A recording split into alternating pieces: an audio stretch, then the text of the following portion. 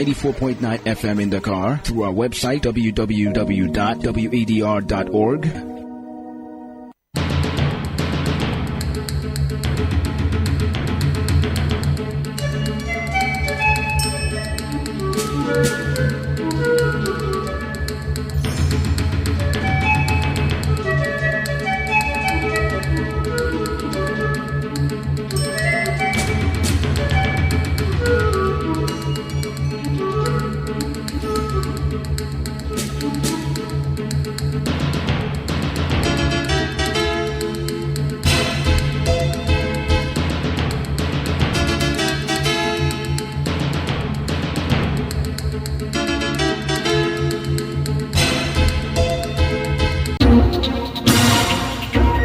WADR,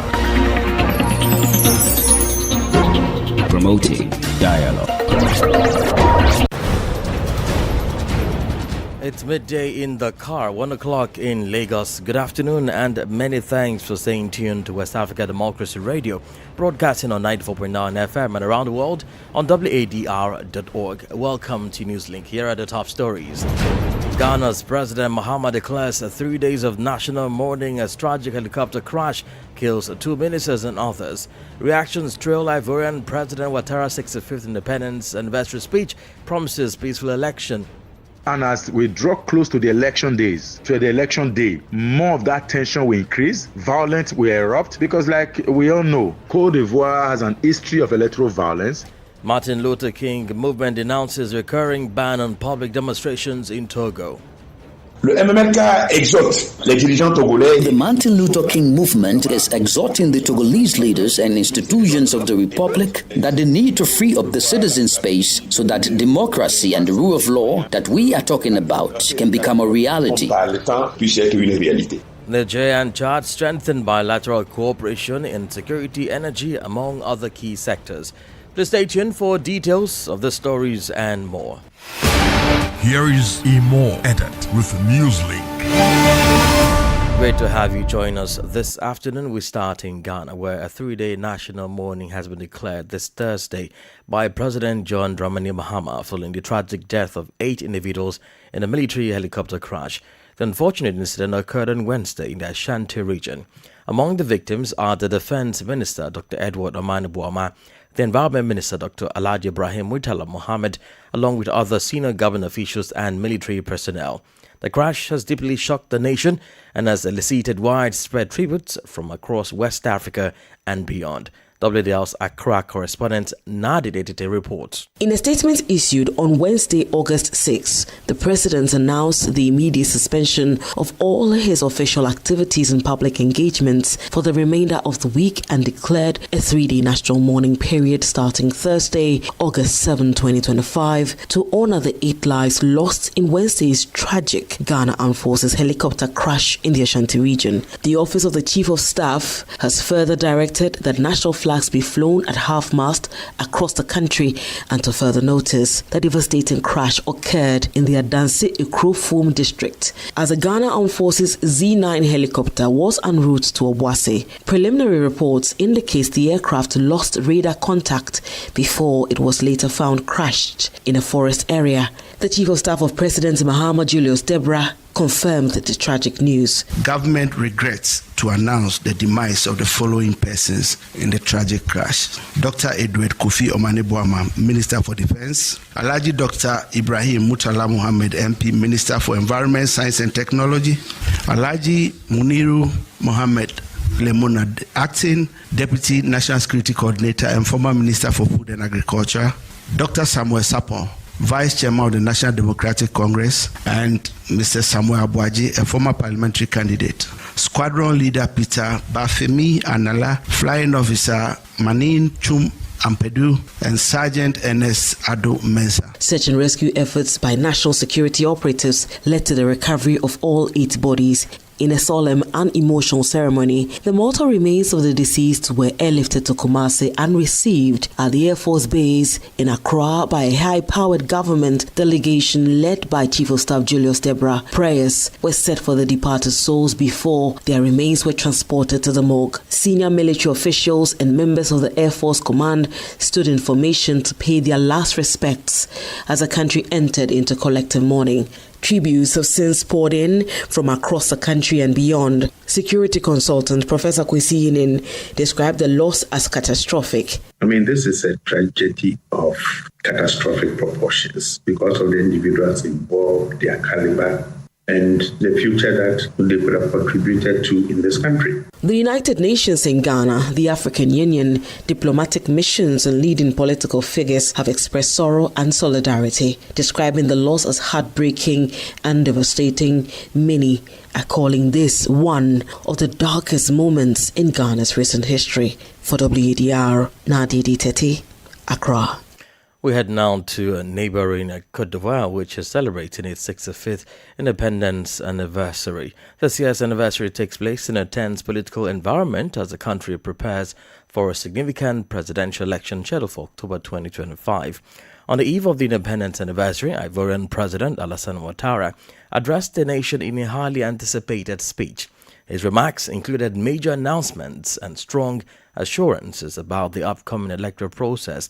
Christopher Teacher has the details in this report. In his address to the nation, President Alassane Ouattara praised the resilience of the Ivorian economy despite the monetary and financial turmoil affecting several countries on the continent and around the world. He highlighted his government's notable achievements, particularly in the areas of road infrastructure, hospitals, education, and social services. It is a recognition of the actions of the officials at the service of the state and of those of the retirees of these contributions, and above all, a sign that growth must be shared. The Ivorian head of state also discussed the upcoming presidential election scheduled for October 25.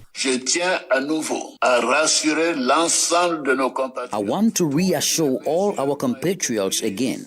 All measures have been taken to guarantee a peaceful, secure, and democratic scrutiny. The right to vote of every Ivorian will be fully respected. I call on the responsibility of all actors in political, social, and civil life. Meanwhile, President Ouattara, in a strong gesture of reconciliation, announced a presidential pardon and sentence reductions for 8,500 prisoners convicted of minor offenses. He also revealed a significant increase in annual bonuses for civil servants and government employees, which he says will rise from 1/3 to 2/3 of their salaries starting in January 2026. Additionally, the retirees are expected to benefit from increased pensions starting in September 2025. Following the presidential address, several civil society members said they were hoping for strong signals to ease the tense political situation, such as issuing a decree to allow opposition leaders to register on the electoral roll or revising the electoral roll before the presidential election. A report from WDR's correspondent Master Larison Blair in Abidjan and voiced by Christopher Teacher. Meanwhile, reactions continue to pour in across Côte d'Ivoire and beyond following President Ouattara's address to the nation on the occasion of the country's 65th Independence Day anniversary. Delivered just months ahead of the crucial October 2025 presidential election, the speech was closely watched for signs of how the government plans to navigate what many analysts say is a tense and politically sensitive period. Among the analysts is Austin Aigbe, Wadr's liaison officer to ECOWAS, who warned of a potential uprising following the history of electoral unrest and deep political fractures in Côte d'Ivoire. And as we draw close to the election days, to the election day, more of that tension will increase, violence will erupt, because like we all know, Côte d'Ivoire has an history of electoral violence, and this election coming is not going to be an exception, because the factor that always lead to violence remain constant, which is President Alassane Ouattara. His bid is already creating an uncertainty in the political architecture among the Ivorian people. And its deliberate omission of the opposition in that speech is a clear signal that there is no opposition right now in this country. Though join us much later in the news, the guest segment for the full conversation on that. More stories coming up. on West Africa Democracy Radio. Newslink continues. Elsewhere in Guinea, significant preparations are underway ahead of the constitutional referendum scheduled for September 21, 2025. On Wednesday, the General Directorate of Elections held a meeting with various political parties and civil society organizations to establish the Inter-Party Committee. This committee will serve as a framework for technical consultation and dialogue aimed at involving all socio-political actors in the electoral process. While several political parties welcomed this initiative, some groups chose to boycott the ceremony, criticizing the government for what they perceive as a hurried approach. Abdullah Hassan completes the story. The meeting between the General Directorate of Elections and political parties was marked by the establishment of an inter-party committee. This consultative body aims to promote transparency and consultation around the referendum process. At the end of the conference, Junabu Kamara, Director General of the elections body, made these remarks. The technical committee is a space or a framework for technical consultation. The parties also take part to allow the General Election Board to inform, exchange and gather the opinions and suggestions of political parties, civil society, national institutions, but also technical and financial partners on the different stages of the electoral process. Among the participants were political leaders who welcomed this approach by the General Directorate of Elections, DGE, which they described as democratic. Bwana Keita and Usman Dadi Kamara are presidents of the Rally for a Prosperous Guinea Party and the Coalition for Democratic Change. The government has made a great step. I am sure that this committee will dignified represent the political parties and the nation. We have seen that democracy is starting to come in our country. This committee is part of resolutions of the Inter-Guinean dialogue, so we are very happy to see that the government is proceeding with the establishment of this observatory, which will be beneficial for all Guineans. Meanwhile, political parties and members of the Forces Vive of Guinea boycotted the ceremony. According to them, this approach aims to impose a non-consensual constitution that could pave the way for a possible candidacy of General Mamadou Doumbouya, head of the transitional government. With 1 month before the referendum, the political climate remains tense in Guinea. Abdullah Hassan with the details of Chenaf Ibrahim about this report from Conakry. Meanwhile, in Togo, a civil rights group known as the Martin Luther King Movement is raising concerns over the recurring ban on public demonstrations in the country. In a statement issued on Wednesday, the organization described the prolonged prohibition that the ban was first imposed by the state during the COVID-19 pandemic in 2020. It terms the prolonged sanction as an attack on the fundamental rights and freedoms guaranteed by the Togolese constitution and international treaties. The movement's statement comes ahead of a major demonstration scheduled for this weekend in the capital, Lomé. Sankle Janko reports. The Martin Luther King movement asserts that peaceful demonstrations have been nearly impossible for Togolese citizens over the past 5 years. Led by Pastor Edo Komi, the organization argues that the restrictive measures on the rights and freedoms of association and demonstration undermine democracy and rule of law in Togo. Since 2020, with the advent of the COVID-19 pandemic, freedom of the rights of demonstration have been restricted. To this date, the prohibitions have not been officially lifted. All the marches have been purely and simply prohibitive. So the Martin Luther King movement is concerned about this as an organization of human rights and demands the uplifting of the definitive ban on demonstrations. The movement emphasizes that it is not too late to permanently lift the ban on demonstrations. It therefore calls on national authorities to create an environment where citizens can freely protest against the undemocratic reforms imposed by the government. The Martin Luther King movement is exhorting the Togolese leaders and institutions of the Republic, especially the National Commission on Human Rights, the Ministry of Human Rights and others, to guarantee the fundamental principles of democracy and the rule of law. So for us, it is an alert to tell the Togolese authorities that they need to free up the citizen space so that democracy and the rule of law that we are talking about can become a reality. Despite authorities banning citizen demonstrations twice, civil societies in Togo have announced another protest scheduled for this Saturday, August 9, to honor victims of the 3 days demonstrations held in June of this year. Zankle Janku with the details of that report as filed in by our correspondent Tuvel Drago in Lome. Let's now focus on health matters. In Liberia, there are widespread concerns and criticism regarding the proposed financial charges of obtaining medical services at the John F. Kennedy Memorial Hospital, the country's largest referral health center. A leaked internal memo from the government hospital revealed that effective August 1, the hospital administration scrapped its policy of providing free medical care for children under 5 and now demands pregnant women to make upfront payments before being admitted. This decision has drawn significant criticism from Liberians, political figures and civil society organizations who fear the impact it may have on citizens struggling with high cost of living in the country.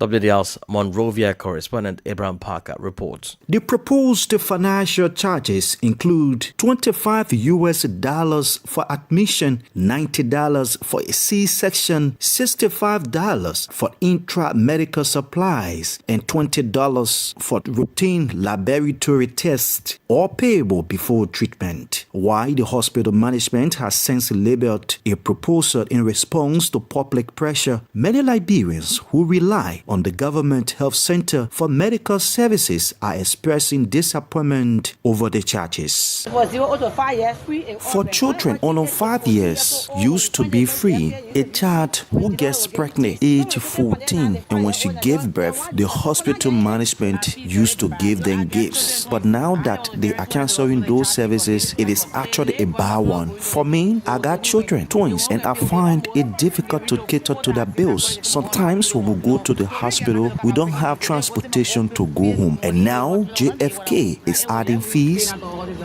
At the same time, Jos Kilikbo, Executive Director of Public Health Initiative Liberia, questions the hospital's ability to manage its operations despite receiving budgetary support. Such a policy action is detrimental to the health of bulk of the population. It's going to push more people further into poverty, and also it's almost like a death sentence for most Liberian people that are living from hand to mouth. Liberia is among those countries that should put in more effort to ensure we adhere to the WHO Health for All policy, that no one should incur hardship. In response to the situation, the pro-tempore of the Liberian Senate, Yomli Kanga Lawrence, calls on the hospital management to reconsider the financial charges. At the moment, the situation remains fluid as the potential alterations to the policies at the JFK Memorial Hospital highlight the ongoing challenges of providing affordable health care in Liberia. For Newslink on WADR, Abraham Parker, Monrovia. You're listening to Newslink on West Africa Democracy Radio, 94.9 FM Dakar, and online on WADR.org. Here is a reminder of our top stories. Ghana's President Mahama declares 3 days of national mourning as tragic helicopter crash kills 2 ministers and authors. Reactions to Liberian President Ouattara's 65th independence and veteran speech as he promises peaceful election. Martin Luther King movement announces recurring ban on public demonstrations in Togo. And still ahead in the news, Niger and Chad strengthen bilateral cooperation in security, energy, among other key sectors. We do have the press review, a guest interview, and sports brief. Please stay with us. West Africa Democracy Radio. It's you speaking. Don't forget you can listen to us live on WADR.org and full streaming on YouTube and Facebook. The governments of Niger and Chad are enhancing their bilateral cooperation in several key areas, including security, energy, infrastructure, and the free movement of people. This development followed a final communique issued after a meeting between Transitional President General Abdurrahman Chani of Niger and his Chadian counterpart, Mohamed Idris Deby Itno, who is on a 48-hour visit to Niamey. In terms of security, both leaders agreed to strengthen coordination between the defense and security forces, particularly regarding the Lake Chad Basin region. Economically, Niger has committed to supplying Chad with diesel, with transit arrangement pending a customs agreement. In the field of infrastructure, both parties have acknowledged the progress made in fiber optic interconnection and have committed to ensuring mutual access to submarine cables and interconnecting their data centers. As for energy, the two countries have confirmed their intention to collaborate on the Salkadama project, which has a capacity of 5,200 megawatts. Additionally, the delegations agreed to implement visa exemptions and facilitate easier residency conditions for Chadian and Nigerian nationals. Now, a serious foodborne illness continues to escalate in the Basmono prefecture located in southeastern Togo.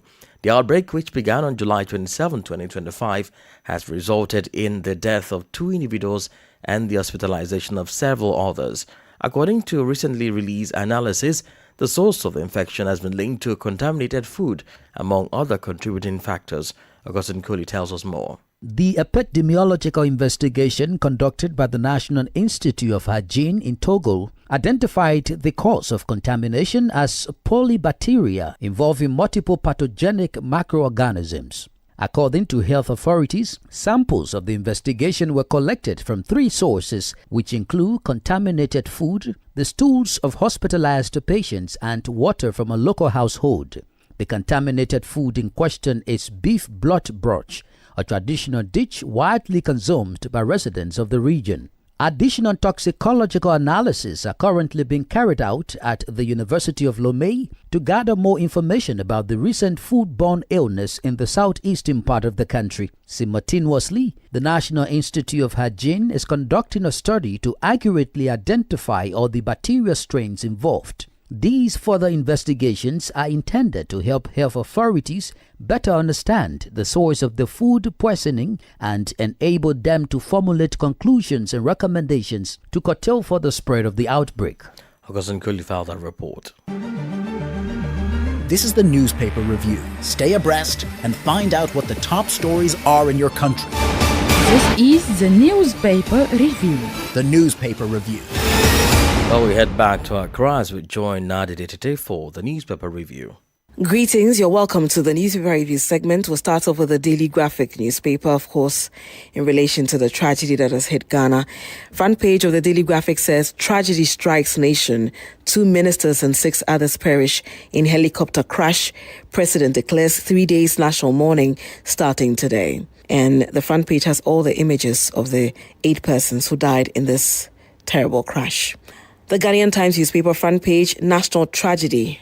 Omane Boama, Murtala Mohammed, Alhaji Muniru, and 5 others perish in helicopter crash. UN and Germany stand in grief and solidarity with Ghana in this time of grief. And then that will be it for the Ghanaian Times newspaper. The Daily Guide newspaper front page, Black Wednesday. Omane Boama, Murtala Mohammed, and 6 others killed in fiery jet crash. Flags fly at half-mast, bent bodies retrieved. Other stories here on the front page of the Daily Guide newspaper. Abosso and Bompiasa chiefs warn Galamsey politicians. And finally, I'm not a criminal, Shatawale slams Iyoko. The Chronicle newspaper front page.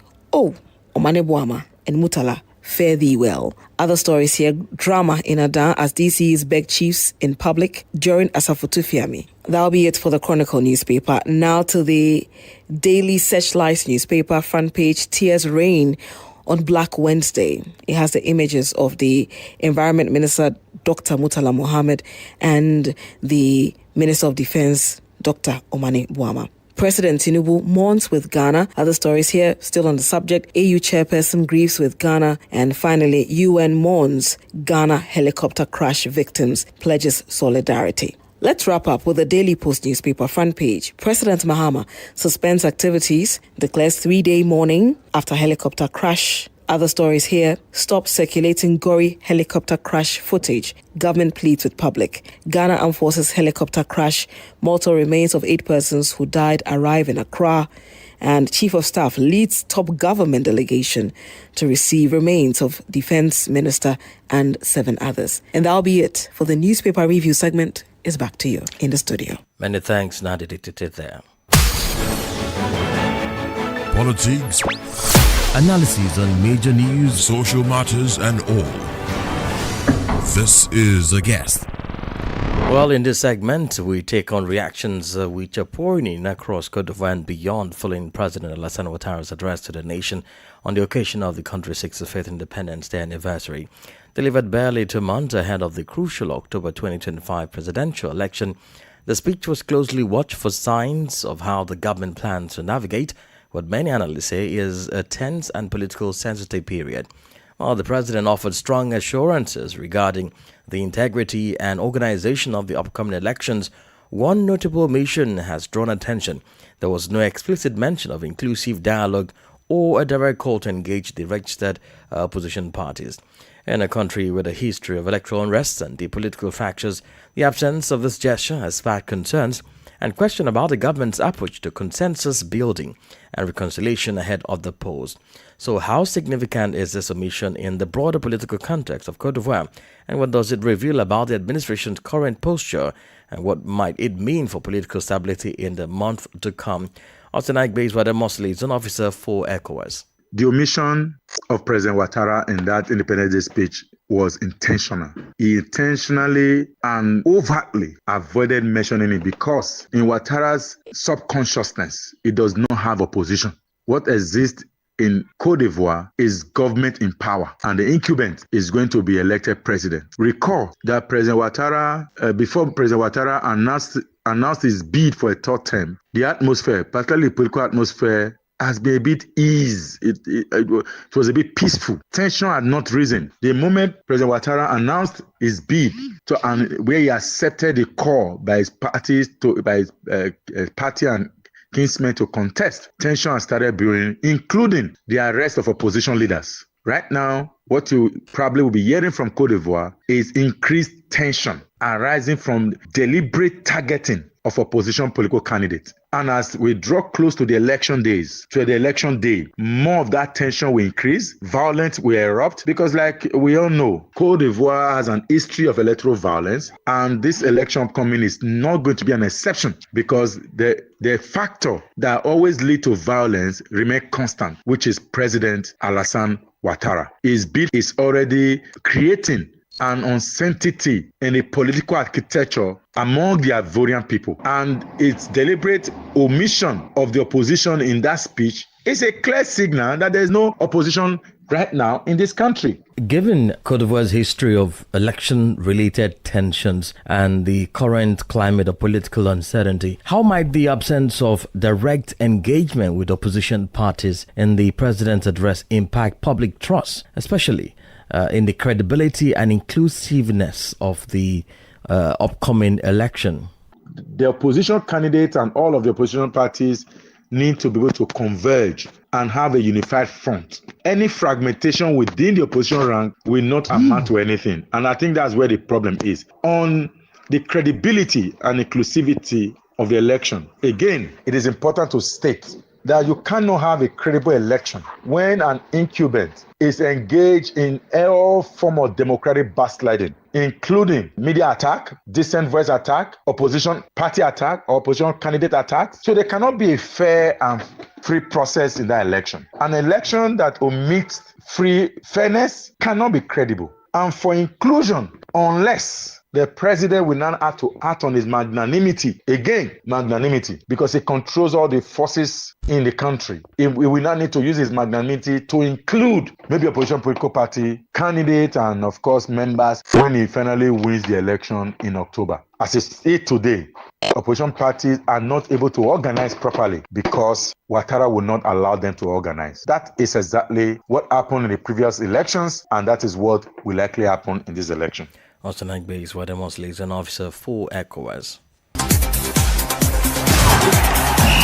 In sport news, on day 2 of Jan 2024, Tanzania strengthened their lead in Group B with a late 1-0 win over Mauritania thanks to an 89th minute goal by Captain Shomari Kopompe. With 2 wins, Tanzania now tops the group with 6 points and is close to securing a spot in the quarterfinals. Earlier, Burkina Faso revived their qualification hopes with a 4-2 win over the Central African Republic, earning their first 3 points of the tournament. Group B standings are After match 2, Tanzania 6 points, Burkina 3 points, Madagascar and Mauritania 1 point each, and the CAR 0 point. Meanwhile, Group A action resumes Thursday with 2 key matches: DR Congo versus Zambia. After DR 0-1 loss to Kenya, Angola versus Kenya. Kenya aims to build on the opening with over DR Congo. Both matches were played in Dar es Salaam. Morocco's under-16 women's basketball team known as Lyoncell have secured their spot in the finals of the 2025 Women's Afro Basketball following a decisive victory over Algeria. In the qualification in Tunis, the young Moroccans triumphed over Algeria with a dominant scoreline of 59-33 in the final regional qualifying match. With this win, Morocco joins the continent's top teams for the final tournament, which will take place in Kigali, Rwanda from September 2 to 14, 2025.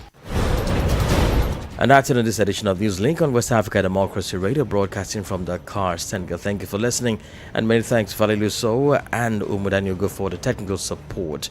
I am Imo Edet. Good afternoon.